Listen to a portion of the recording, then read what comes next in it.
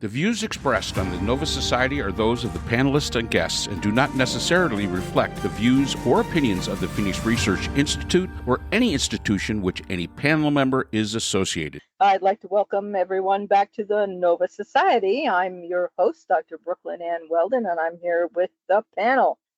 Your favorites, Dr. Scott Gershwer and Dr. Mark Bound, and everybody's laughing. You don't have to hype it. They're already on. They're already listening.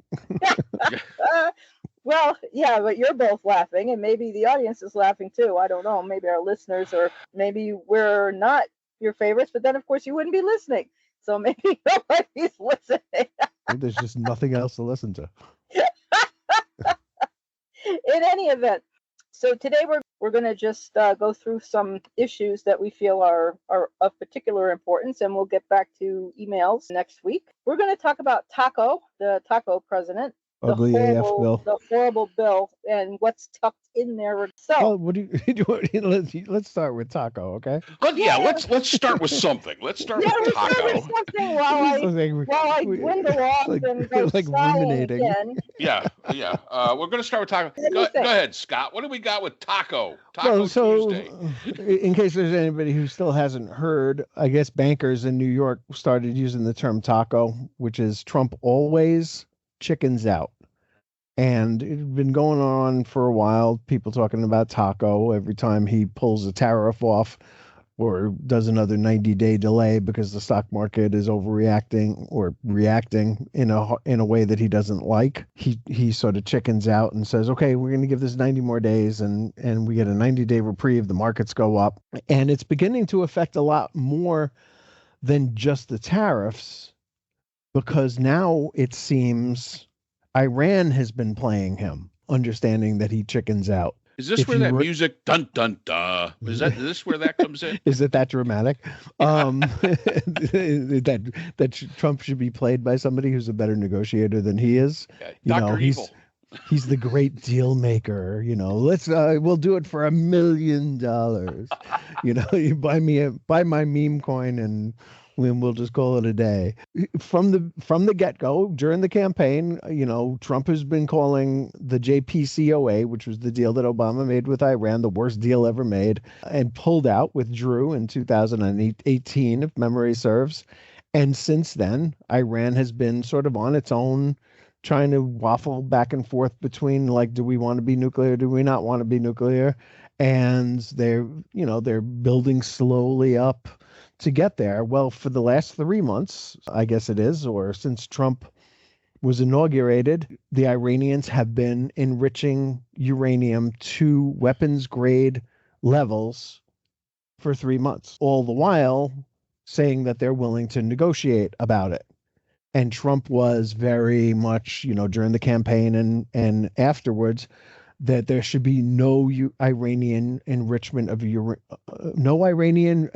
uranium at all. That's a real quick one to say. And now he has found that they are enriching uranium. So on Monday, it went out there that Trump is okay with some level of enrichment by Iran.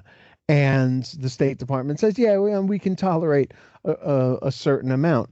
Now it comes out that they've been creating the conditions to create a bomb, and that they have rejected his plan, which, was probably a really horrible plan in the Trump way, the most draconian thing that he can think of as a starting point for negotiating, because everybody who's an amateur at negotiating knows that you start with the absolute worst. I mean, children do this, Mom, can I ride on my bicycle on the roof? No. Well, then could I have a cookie?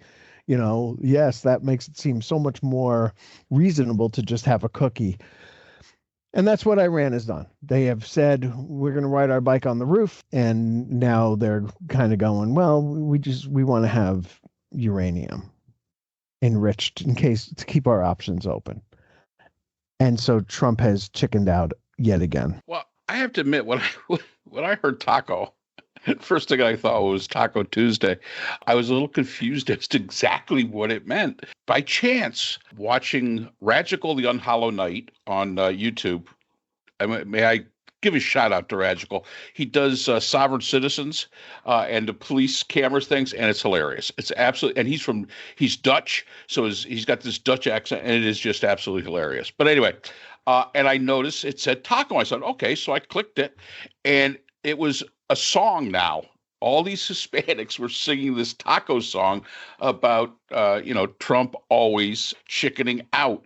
And that's where I have to admit, that's where I learned about it. And, this idea of, when Scott says that Trump was played by Iran, and I think that play happened quite a long time ago, back when he probably left that deal that he called the worst deal in the world. Now, I do place a little bit of blame on Biden for this one. He should have re-entered back in full force, and he really didn't. So there's some blame to be passed along there. And yeah, Iran very quietly behind the scenes. And I think a lot of it is because people have been paying so much attention to the conflict between Hamas and Israel. Iran became like an afterthought in many ways. We all knew that they were propping up Hezbollah. We all knew that they were propping up the Houthis. We all knew they were propping up Hamas. When Iran shot that huge missile barrage that failed miserably at Israel, I think there was like a false lull of, well, maybe they're not all that good after all. And I think they have. I think they've played Trump very well simply by keeping a very low profile in a way. And it's pretty tough to talk about Iran and say, well, you're keeping a low profile, because the two just doesn't seem to go together very well. But compared to the normal rhetoric and stuff that you hear out of them, I mean, if we go back 5 years ago, it was daily. I mean, they were always in the news, and they've kind of kept themselves kind of on the back burner, allowing all these other things to be a distraction. And I agree with Scott. I think that that's a really well played by them. So the taco thing, back to the taco thing. Yeah, he always chickens out. He's going to tell you it's a strategy. His people are going to tell you it's a strategy. The people that follow him, the cult, are going to tell you it's a strategy. Everybody's going to say it's a strategy. And it's hard to see when people like Jamie Dimon, and I hate to say it, Elon Musk, and all of these people in industry and in banking are saying, this is a terrible idea. This is bad. And, I know Scott, and we were talking about this a little bit, said that eventually markets will get used to this and that's a theory, a possibility. There's no doubt about that. However, I don't think they're bouncing back exactly the way that theory would say. Maybe if this was to go on for another 2 or 3 years, maybe that would be the case. But there's got to be a breaking point with this at some point in time, and I think we might be pretty close to it. I really do, because now it was just announced today that he's increasing the tariff on aluminum and steel again. Everything we do is aluminum and steel, people, and we don't make enough for ourselves. So what are you doing? To me, it's Russian roulette and shooting yourself in the foot at the same time. So. So just one parenthetical on the aluminum and steel tariffs today violates a deal that he says he just made with the UK. Yeah. Right, because we do import steel from the UK and aluminum, or what they call aluminum, and so he had a deal with Starmer for reasonable, I guess, tariffs from the UK, on products in the UK, and now he's violated that deal, and I think the Starmer in the UK are very angry about that. But the bigger thing on aluminum, we discussed this a while ago, is that we don't have the capacity to make the aluminum that we need. Same with steel, but it's even more stark with aluminum. We only have I think 4 companies here that make aluminum. And one of them is, as we speak, still hunting for a site to build an enormous plant. But they're not groundbreaking yet.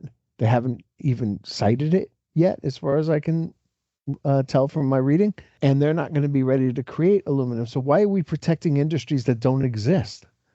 Really, for the most part, it doesn't make any sense. Yeah. And There is, by the way, a theory that our Arab friends want to get into the aluminum and steel business, and there are no tariffs on those countries right now, and that this helps their growing steel and aluminum businesses greatly. I just wanted to also point out that in order to build any kind of manufacturing plant, you really need steel. Yeah, true. And Yeah, it is one of those components. Yeah. yeah, it really is. And lumber, which also comes from Canada. And we have now Let them use tariff. hay. Yeah, exactly. You need the building components. Scott, what you were saying about, riding a bike on the roof and then having a cookie, that in negotiating, that's called the contrast principle, is beginning with a high offer that is too high, and then one's next offer that is lower seems much more reasonable by contrast. But when like with Trump's going putting tariffs on China and then escalating, going up to 145%, and then going down to whatever. I mean, that's not negotiating. Certainly not as I understand negotiating. I mean, but it's, that the contrast theory is negotiating 101. Yeah, That's exactly. It's not the mark It's not of a writing a great letter. negotiator. Now he's going to write letters and say, this is what your tariff amount is. That is not negotiating at all. That's dictating. Oh, wait, let's be clear about that. That letter was written, and that letter asked them to write down what they want their tariffs to be, which is another negotiating faux pas, I would say. Because whenever you negotiate, usually the one who states a number first is the person who loses, because you're giving away information that the other person really wants to have. Oh, I thought that he was telling them. That was my understanding, is that he was telling them what their number was going to be. No, apparently he's asking them what their number wants to be. Right. 0. Yeah, it's weak because he's not getting the phone calls that he said. Remember, it was supposed to be 90 deals in 90 days. Yep. And he doesn't have a deal. 0. Not one. 0. Yeah, right. I know. And when Carolyn Levitt was asked about it, we've seen the wording, and how come we haven't seen it in the UK? Well, I asked them. We've seen it. Okay, well, how come no one has seen it in this country? Trump always has his little sign book and he shows it, like he's just gotten some kind of Valentine's Day card, or a birthday card. Oh, look what I got, after he signs something. And there's always, when people sit down, heads of states, they sign, and there's press there, and news, and photographers, and everybody, and they sign, and handshaking and everything else. We haven't seen anything like that at all, because it hasn't happened. Right. But going back to the taco thing, regardless of whether the negotiating tactics are good or not, the idea that he always chickens out, that sticks with people. That is the first thing that they remember. And they're seeing he buckles under everything. So his legitimacy as a negotiator, when it comes to any world leader, and there was an op-ed article out there that basically said all world leaders are looking at him and laughing at him. They know that he will not stick by his guns. He is going to buckle. They don't believe it's because he's chickening out. They believe it's because he just doesn't know what the hell he's doing. But either way, regardless of the reason why he chickens out, he's just always going to do it. And it's a pattern. That's what he's done. These people are not going to, they're smarter. They're not going to give away that number. They're not going to do it. Because if they say 0, well, that isn't going to fly. So as a negotiating tactic, this taco meme that is out there, and the new song that was absolutely brilliant and very, very funny, it does make a huge impact on anyone. I don't care who you are. It makes an impact on anyone who's trying to negotiate anything with anybody. Because the first thing about negotiations always is that you have to be able to trust the person on the other side of the table is telling you the truth. They understand they may not tell you all of the truth. They're telling you enough because they have their own agenda as well. Really, if we look at this entire situation with the tariffs, with these negotiations, the fact that this letter went out, to me it was very surprising. I was dumbfounded by it. Why would you do this? Now they're going to try to spin it that this was a great idea. I don't know. I'm not seeing it. I think it simply shows weakness. And if you show that kind of weakness, that shows that your position is very weak. And I think all of us would agree that the position of the United States in any of these negotiations at this point in time is extremely weak for the reasons we've mentioned. We don't have the infrastructure. The materials that we need to make the infrastructure are being tariffed. That puts us at a disadvantage. It just shows how poorly planned out this whole thing was. And look, the weakness is even more evident last night, I guess, or early Wednesday morning. We're recording this on a Wednesday. Trump sent out a message saying, as usual, beginning with a transactional sort of, I like President Xi of China, always have and always will, but he is, in all caps, very tough and extremely hard to make a deal with, exclamation point, exclamation point, exclamation point. Can you believe that? He put that out there. I mean, yes, is he very tough and extremely hard to make a deal with? Yeah, he's a world leader of the second largest economy in the world. The question, sir, is why aren't you? Why are you so stupid? And why is what you're doing? Why is what you do so poorly thought out? You rush into things without knowing what's going on. You were expecting that Z was gonna allow you to play on your warm relationship with him to get through these negotiations. That is just idiocy. It's also magical thinking that she even has warm feelings toward Trump. My understanding is that she looks at Trump and sees Mao, who put his family in prison when he was a child. Yeah.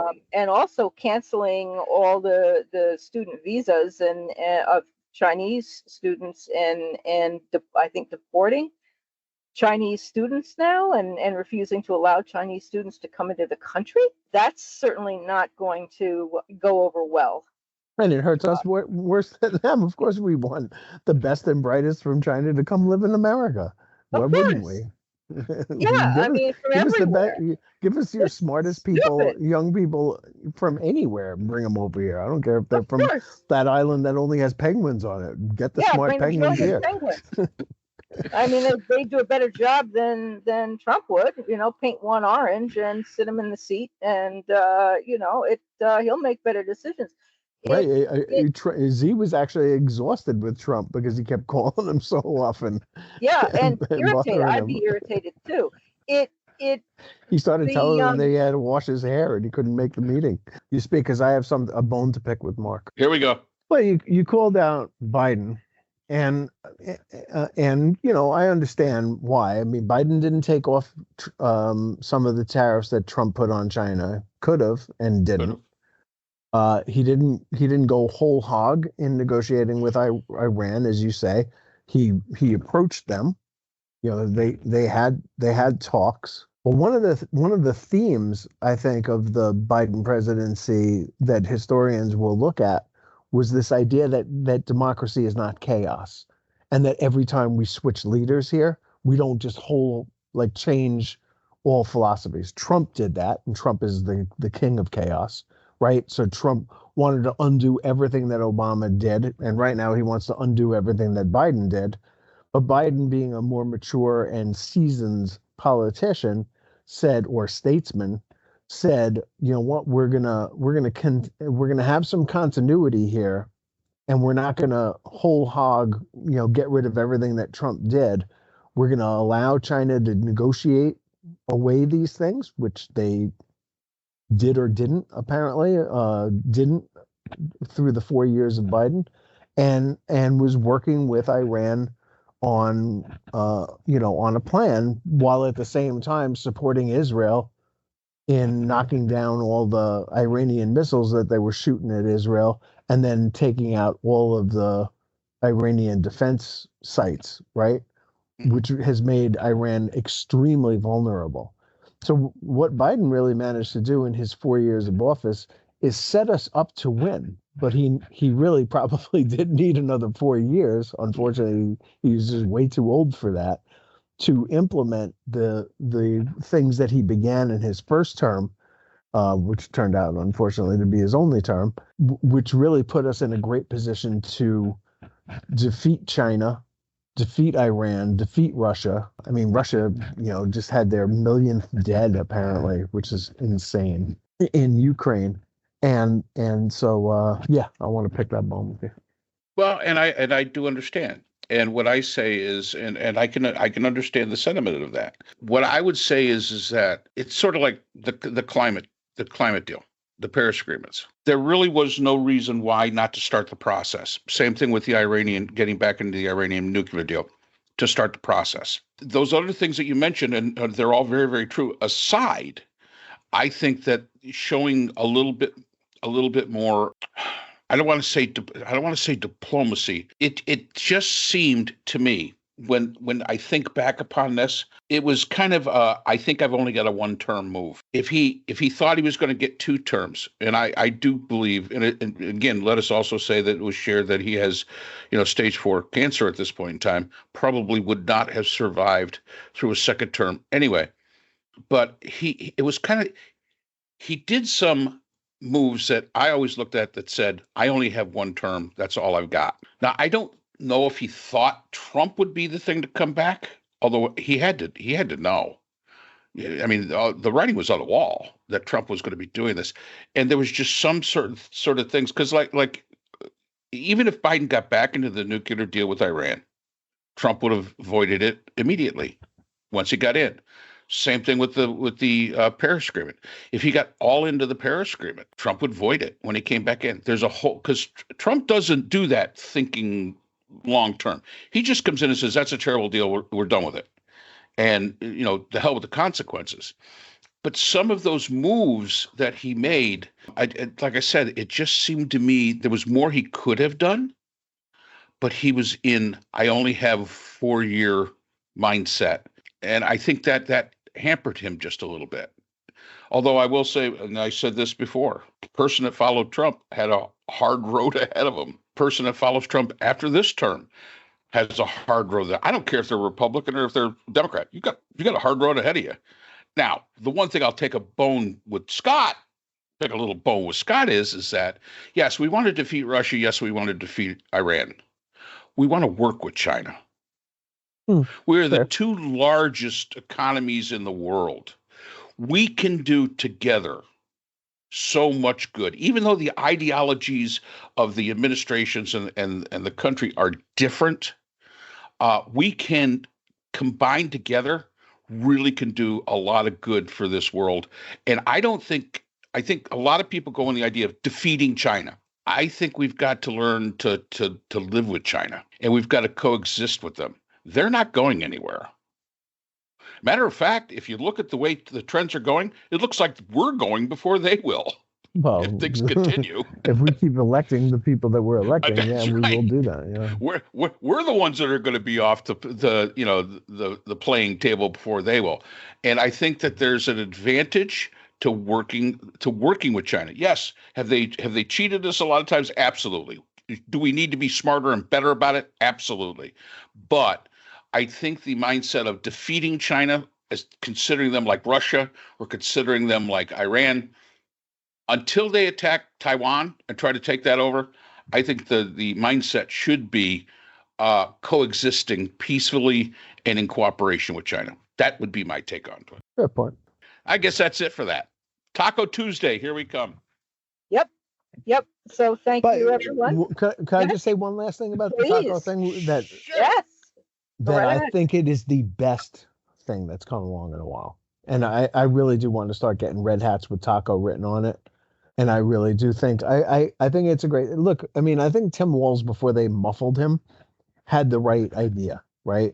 Before he became the vice presidential candidate, he was the one going out there going, these people are just weird, And making fun of him seems to be better than fearing them or saying, "Oh my God, these guys are going to destroy America." They are definitely doing that. They are fear. We should fear their effect.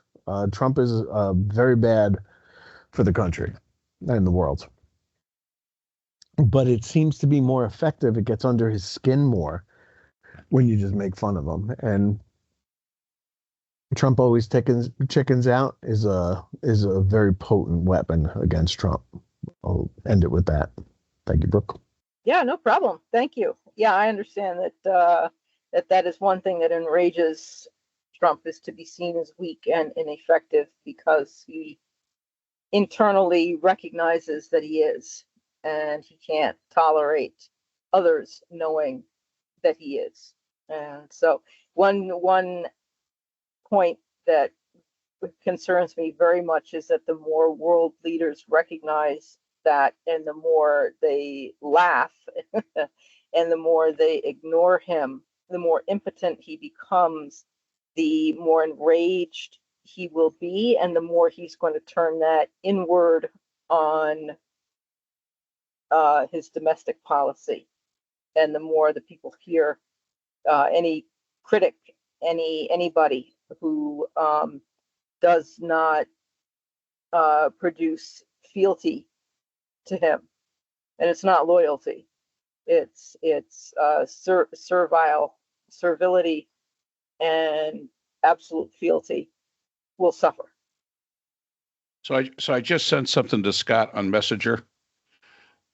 When he opens it up, Well, I don't have it yet. it's a picture of the Liberty Bell, and it says Mexico has just renamed the Liberty Bell the Taco Bell. That's great. I like that. Did you make that up? Not me. No, that came from somebody else. I just saw it. Just came across my feed, and I thought Scott would enjoy that. He could write a big long. He could write a big long Facebook post just on that one. That's very good. I like that. So we hope to see everyone again next time on the Nova Society. Do take care. The Nova Society is a production of Nova Society Media, a division of the Phoenix Research Institute. We'd like to thank our production partners, Buzzsprout, who hosts the Nova Society, Audacity, our editing partners, Apple iTunes, the largest source of podcasts and music on the internet, Spotify, the most popular platform for the Nova Society, and iHeartRadio, your source for all things music and podcasting. The Nova Society is available on all of these and other quality platforms listed in our description. We'd also like to thank all of our listeners. Without your support, the Nova Society would not be possible. If you have a question or comment, we can be reached at nova.society.podcast@gmail.com. So for Dr. Brooklyn Ann Weldon, Dr. Scott Gershwer, and all of our production partners here at the Nova Society, I'm Dr. Mark Bound. Remember, the true power in society is knowledge. Thanks for listening, and we will see you again next time. We'd like to thank our sponsor for this episode, the Phoenix Research Group, an independent research consortium offering social-political issue solutions to NGOs and international government agencies through multidisciplinary, nonpartisan, and unbiased research. The Phoenix Research Group is a division of the Phoenix Research Institute, the producer of the Nova Society podcast.